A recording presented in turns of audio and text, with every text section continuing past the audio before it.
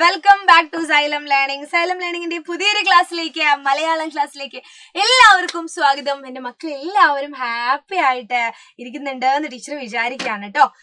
Teacher എന്താണ് ഒരു Christmas അപ്പൂപ്പന്റെ ഫോട്ടോ ഒക്കെ വെച്ച് ഇവിടെ വന്നതെന്നല്ലേ? ക്രിസ്തുമസ് എക്സാം ഇങ്ങ് അടുത്തില്ലേ? അതിനു മുൻപ് നമ്മൾ ശ്രദ്ധിക്കേണ്ട കുറെ കാര്യങ്ങളുണ്ട് അല്ലെ? അതൊക്കെ നമ്മൾ അറിഞ്ഞിരിക്കേണ്ടതായിട്ടുണ്ട്. പരീക്ഷയ്ക്ക് മുമ്പേ ആ ഒരുക്കങ്ങളൊക്കെ നമ്മൾ ചെയ്യേണ്ടതായിട്ടുണ്ട്. അപ്പൊ എന്റെ മക്കള് മനസ്സിലാക്കേണ്ട ഒരു കാര്യം എന്താണ്?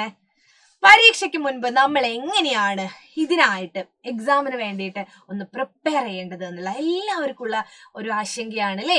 ഇപ്പൊ മലയാളത്തിന്റെ കേസിലൊക്കെ ആണെങ്കിലും ഒരുപാട് എഴുതാനൊക്കെ ഉണ്ടാവും. അപ്പൊ അതൊക്കെ നിങ്ങൾക്ക് ബുദ്ധിമുട്ടാവില്ലേ? നേരത്തെ തന്നെ ഒന്ന് അതിനനുസരിച്ചൊന്ന് പഠിക്കുകയാണെങ്കിൽ കാര്യങ്ങൾ സെറ്റ് ആവും അല്ലേ? അപ്പോൾ എക്സാമിന് മുമ്പ് ക്രിസ്തുമസ് എക്സാമിനും ഒരുങ്ങുന്നതിന് മുൻപ് ഇതൊക്കെ ശ്രദ്ധിക്കണേ എന്നാണ് പറയുന്നത്. ഏതൊക്കെയാണ് ശ്രദ്ധിക്കേണ്ടത്? പരീക്ഷയ്ക്ക് വരുന്ന പാഠങ്ങളെല്ലാം പഠിക്കണം. ടീച്ചർ പറയുന്നത് ഓരോ ദിവസവും നമ്മൾ ടൈം ടേബിൾ ഇട്ട് തുടങ്ങേണ്ട ഒരു സമയമായില്ലേ? അപ്പൊ പാഠങ്ങൾ കുറച്ച് പഠിച്ചു വരണം. ഇനി എടുക്കാനുള്ള പാഠങ്ങൾ എന്ത് ചെയ്യാ?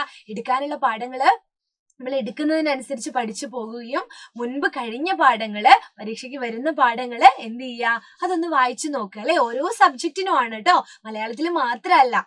അപ്പോ ഇനി മുൻവർഷ ചോദ്യ മാതൃകകൾ എന്ത് ചെയ്യണം? കാണാതെ പോകരുത്. അത് വളരെ വളരെ വളരെ ഇമ്പോർട്ടന്റ് ആയിട്ടുള്ള ഒരു കാര്യമാണ്. ടീച്ചർ കോണ്ടന്റ് വീഡിയോസ് ഒക്കെ ആയിട്ട് മുൻവർഷ ചോദ്യങ്ങളൊക്കെ തരും കേട്ടോ.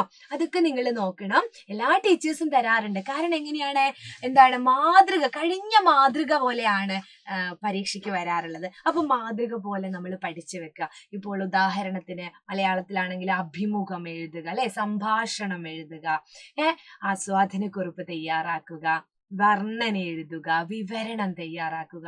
ഒരു മാതൃക നമുക്ക് മുൻവർഷ ചോദ്യങ്ങളിൽ നിന്നൊക്കെ കിട്ടും. അപ്പോൾ ഏകദേശം ഒരു ധാരണ നമുക്ക് ഉണ്ടാവും. അതാണ് നമ്മൾ ആദ്യം ചെയ്യേണ്ടത്. പിന്നെ എന്തൊക്കെ എങ്ങനെയൊക്കെ എന്ന് അറിഞ്ഞു പഠിക്കുക. അപ്പൊ ടീച്ചർ പറഞ്ഞ കാര്യം, ഇപ്പൊ ഒരു പത്രവാർത്ത വരികയാണെങ്കിൽ പത്രവാർത്ത വരുന്ന സമയത്ത് നമ്മൾ എന്തൊക്കെ ശ്രദ്ധിക്കേണ്ട കാര്യമുണ്ട് അല്ലെ? പത്രവാർത്തയ്ക്ക് നമ്മളൊരു തലക്കെട്ട് കൊടുക്കണം. എല്ലാവരും ശ്രദ്ധിക്കുന്ന ഒരു തലക്കെട്ട് കൊടുക്കണം. പിന്നെ സ്ഥലം, കാര്യങ്ങൾ പിന്നെ അടുക്കി പെറുക്കി വൃത്തിയായിട്ട് എഴുതണം. അക്ഷരത്തെറ്റില്ലാതെ എഴുതാൻ ശ്രദ്ധിക്കണം. ഖണ്ഡികയൊക്കെ തിരിച്ച് വൃത്തിയായിട്ട്. അതുപോലെ വർണ്ണന തയ്യാറാക്കുമ്പോഴൊക്കെ നമ്മൾ നല്ല ഭാഷ ഉപയോഗിക്കണം അല്ലെ? വെറുതെ ഇങ്ങനെ വിവരിച്ചെഴുതാതെ മനോഹരമായിട്ട് എഴുതാനൊന്ന് ശ്രദ്ധിക്കുക അല്ലെ? പിന്നെ സമയം ക്രമീകരിച്ച് എഴുതാൻ പഠിക്കണം. സമയം ക്രമീകരിച്ച് എഴുതാൻ പഠിക്കണേ എന്നാണ് പറയുന്നത്. സമയം ക്രമീകരിച്ച് എഴുതിയിട്ടില്ലെങ്കിൽ എന്താ പ്രശ്നം?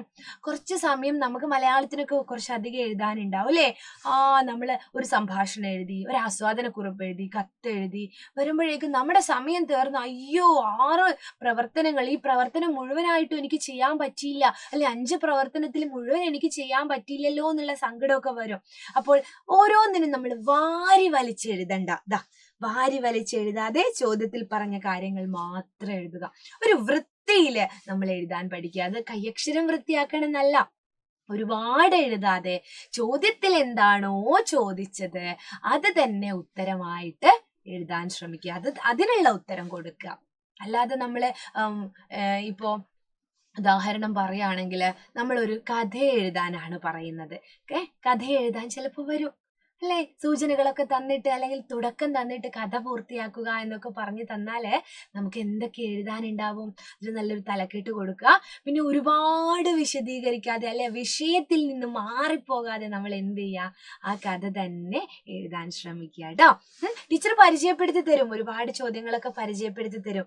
നമുക്ക് വരാൻ സാധ്യതയുള്ള 1 വേർഡും പിന്നെ കടങ്കഥയും പഴഞ്ചൊല്ലും എന്നല്ലാതെ കുറച്ചധികം എഴുതാനുള്ള പത്രവാർത്തയും നോട്ടീസ്, ചിലപ്പോ അല്ലെ പ്രസംഗം എഴുതാനുണ്ടാവും. പ്രഭാഷണം അങ്ങനെ വരാറില്ല. നിവേദനം, ഉപന്യാസമൊക്കെ വലിയ ക്ലാസ്സിൽ വരാറുണ്ട് കേട്ടോ. വലിയ ക്ലാസ്സിലാണ് വരാറ്, ചെറിയ ക്ലാസ്സിൽ ഉപന്യാസം ഒന്നും വരാറില്ല. പിന്നെ ആസ്വാദനക്കുറിപ്പ് നിർബന്ധമായിട്ടും വരാറുണ്ട്. ഒരു കവിത തരും, അതിന് നമ്മൾ ആസ്വാദനക്കുറിപ്പ് തയ്യാറാക്കണം. അത് നമ്മൾ പഠിച്ച കവിതയൊന്നും ആവില്ല അല്ലെ? അപ്പൊ നമ്മളൊരു മാതൃക പഠിച്ചു വെച്ചാല് അതിനനുസരിച്ച് നമുക്ക് എഴുതാൻ പറ്റും. പിന്നെ അഭിമുഖ ചോദ്യാവലി, ചിലപ്പോ ഒരു കർഷകനെ അഭിമുഖം ഇന്റർവ്യൂ ചെയ്യാനുള്ള അഭിമുഖം നടത്താനുള്ള ചോദ്യങ്ങൾ തയ്യാറാക്കാൻ പറയും. ഇല്ലെങ്കിൽ നിങ്ങളൊരു കലാകാരനെ കണ്ടാൽ അവരോട് നിങ്ങൾ ചോദിക്കുന്ന ചോദ്യങ്ങൾ എന്തൊക്കെയായിരിക്കും എന്നൊക്കെ നമ്മൾ എഴുതേണ്ടി വരും. പിന്നെ നമ്മൾ തയ്യാറാക്കേണ്ടത് പോസ്റ്ററാണ്. നല്ല ഭംഗിയിൽ വൃത്തിയിൽ പോസ്റ്റർ തയ്യാറാക്കാൻ എല്ലാവർക്കും അറിയാമെന്ന് വിചാരിക്കുന്നു.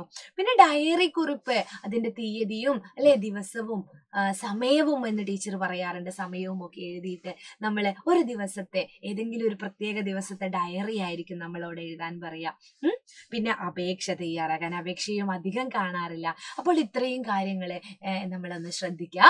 അപ്പോൾ കൂടുതൽ മോഡൽ ക്വസ്റ്റ്യൻസ് ഒക്കെ ആയിട്ട് എന്ത് ചെയ്യും, ചേർത്ത് പിടിക്കാൻ സൈലത്തിൽ ഓരോ ടീച്ചേഴ്സും നിങ്ങളുടെ കൂടെ തന്നെ ഉണ്ട്. പരീക്ഷയൊക്കെ നമുക്ക് അടിപൊളിയായിട്ട് എഴുതണം. ഇത്രയാണ് ശ്രുതി ടീച്ചർക്ക് പറയാനുള്ളത്. മക്കൾ ഇഷ്ടമായിട്ടുണ്ടെങ്കിൽ ഇതൊന്ന് ഫോളോ ചെയ്യാം. അപ്പൊ ടൈം ടേബിൾ ഉണ്ടാക്കാൻ മറക്കരുത്. ഇന്ന് തന്നെ പഠിച്ചു തുടങ്ങണം കേട്ടോ. പഠിക്കാത്ത പാഠങ്ങൾക്ക് കൂടുതൽ സമയം കൊടുത്തുകൊണ്ട് മക്കൾ പഠിച്ചു തുടങ്ങാം. അടുത്ത ക്ലാസ്സിൽ കാണാം. അതുവരേക്കും bye. It's me Shruti Vaishakh from Xylem learning.